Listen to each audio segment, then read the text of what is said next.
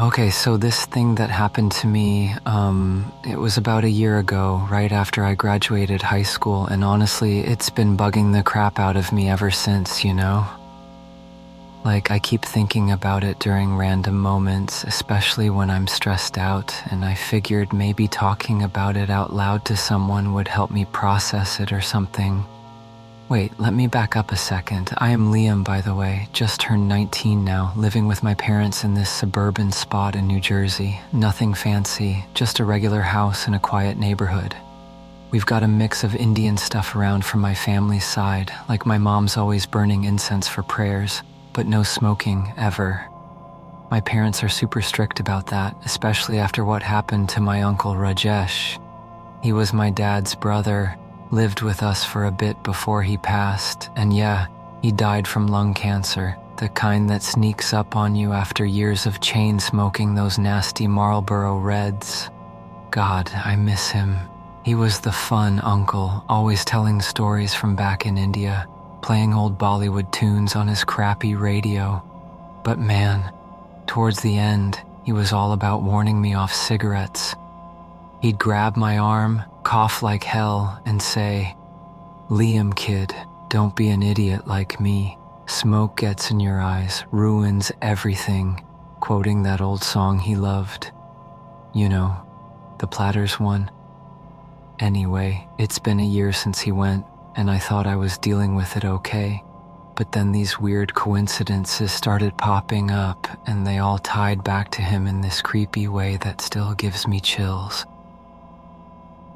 It started right after graduation. I remember that clear as day.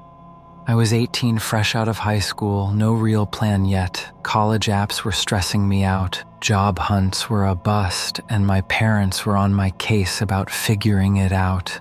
I'd picked up this bad habit, sneaking a cigarette here and there with some friends, nothing major, but it was like my little rebellion, you know? Helped with the anxiety. But Uncle Rajesh's voice was always in my head. Those final talks we had in his hospital room, him wheezing and saying, "Promise me, Liam, don't touch the stuff. It's poison." I tried to shake it off, but one day I came home from this crappy job interview at a warehouse. Total disaster. The guy basically laughed at my resume, and I was pissed, rummaging in the kitchen for a snack, thinking maybe I'd step out back and light one up real quick while my parents were at work. That's when it hit me. This smell like cigarette smoke, but not just any. Those strong, tarry Marlboro Reds, the exact brand Uncle Rajesh smoked for decades. Our house, totally non-smoking, hasn't had a whiff of that crap since he lived here briefly before he got too sick. I froze, sniffing around like an idiot, checking the vents, the trash, even outside the window. Nothing.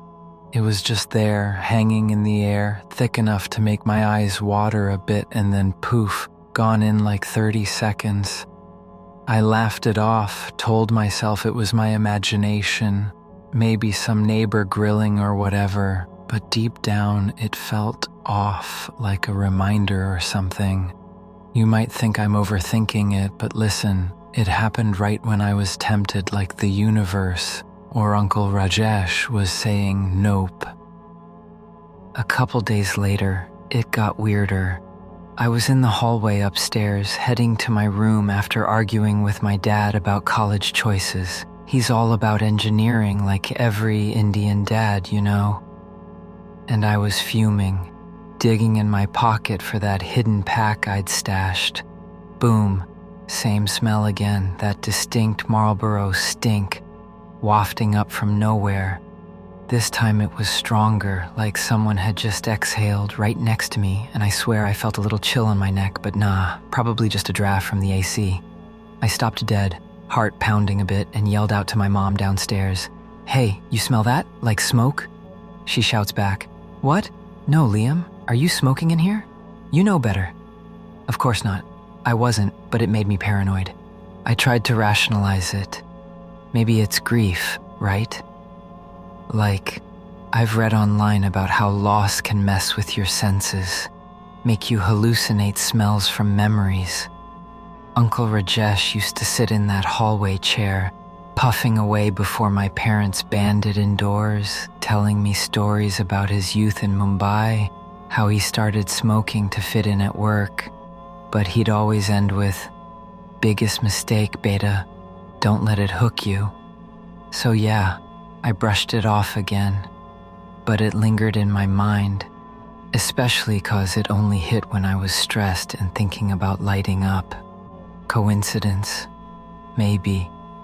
But it felt too targeted, you know?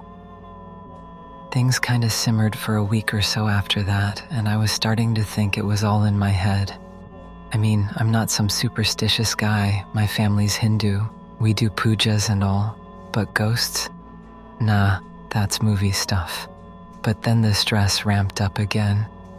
I had this big college application deadline looming, essays to write, and I was up late in my bedroom, glasses fogging from staring at the screen, feeling like a total failure. It was around midnight, house quiet, parents asleep, and I reached under my bed for that pack, just one, I told myself, to take the edge off. As my fingers touched it, whoosh, that smoke smell flooded the room, so intense it made me cough, like I was in a foggy bar or something. But wait, that's not all. Right then, I hear this faint static from downstairs in the living room, like the old radio turning on by itself. And get this, it starts playing "Smoke Gets in Your Eyes," that exact song Uncle Rajesh loved, the one he'd hum while smoking on the porch, warning me with a wink. The radio wasn't even plugged in, I think. Wait, no it was, but nobody touched it. I bolted up, heart racing like I'd just run a mile, and the music snippet played for maybe 10 seconds before cutting out to static again. I tried to convince myself it was a glitch, maybe the timer or something, but dude, the timing? Right when I was about to light up, it was like Uncle Rajesh was there, shaking his head saying, "Told you so." I put the pack away that night. Didn't smoke, but I was shaking, you know? Like, what if it's not just coincidence? Okay, so after that radio thing, I started paying more attention, and yeah, it escalated. A few nights later, I was in the living room, flipping through old family photos to distract myself from another crap day, rejected from a part-time gig, feeling like crap. And there was this one picture of Uncle Rajesh, smiling with his arm around me at my 16th birthday, cigarette dangling from his lips in that old school way. I set it down on the coffee table, and as I thought about sneaking a smoke out back, that familiar Marlboro scent crept in again, but this time with a hazy feel to the air, like a subtle fog hanging low. I looked up, and the photo was askew, tilted just a bit, like someone had nudged it. No breeze, no cat. We don't have pets, and my hands were nowhere near it. My gut twisted like hell. I remember whispering, "Uncle, is that you?" But nothing answered. Just the smell fading away. Rational me kicked in.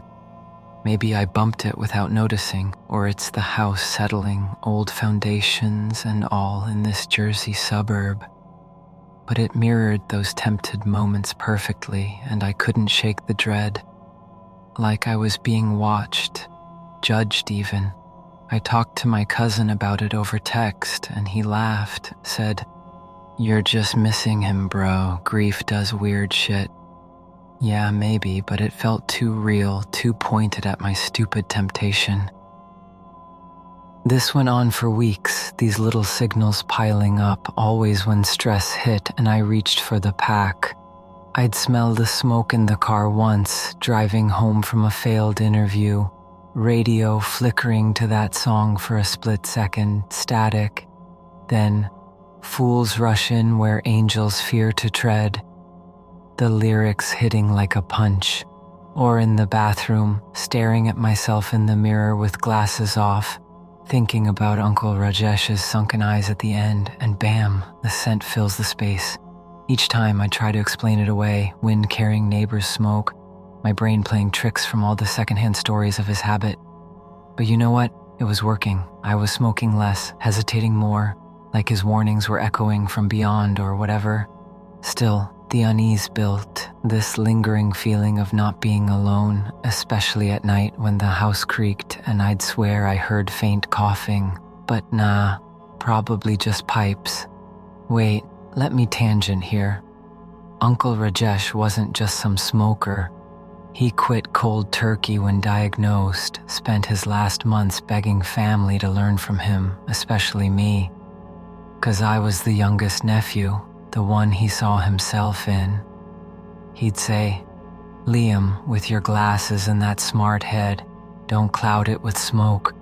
So these coincidences felt personal, like he was still looking out. All right, now we're getting to the part that really freaked me out, the one that made me stop cold. It was exactly a year after he died. Anniversary hit hard. Family did a small prayer thing in the morning. Lit some dayas, shared stories. By evening, I was alone in my bedroom, overwhelmed as hell.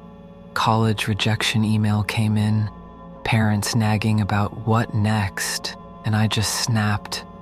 Screw it, I thought. I'm lighting up right here, window open, who cares? I yanked the pack from my desk drawer, lighter ready, and as I set it down, holy shit, there it was. Uncle Rajesh's old ceramic ashtray, this faded thing with engravings from India, like lotus patterns or whatever, the one we'd stored in the attic months ago after clearing his stuff. It was right there on my desk, smack in front of the pack, blocking it like a barrier. I hadn't touched it, nobody had. Attic's locked, dusty as hell. My hands went cold. I stared, thinking, wait, did I bring it down? No way. And inside, a fresh cigarette butt, Marlboro red, still warm to the touch, like it had just been stubbed out but unsmoked, filter intact, no burn marks, just there. The smell hit then, strongest yet, filling the room. And right on cue, that radio downstairs crackled to life again, playing Smoke Gets in Your Eyes full blast for a verse before shutting off. I was shitting bricks, man. Jumped back, knocked over my chair, yelling, "What the fuck?"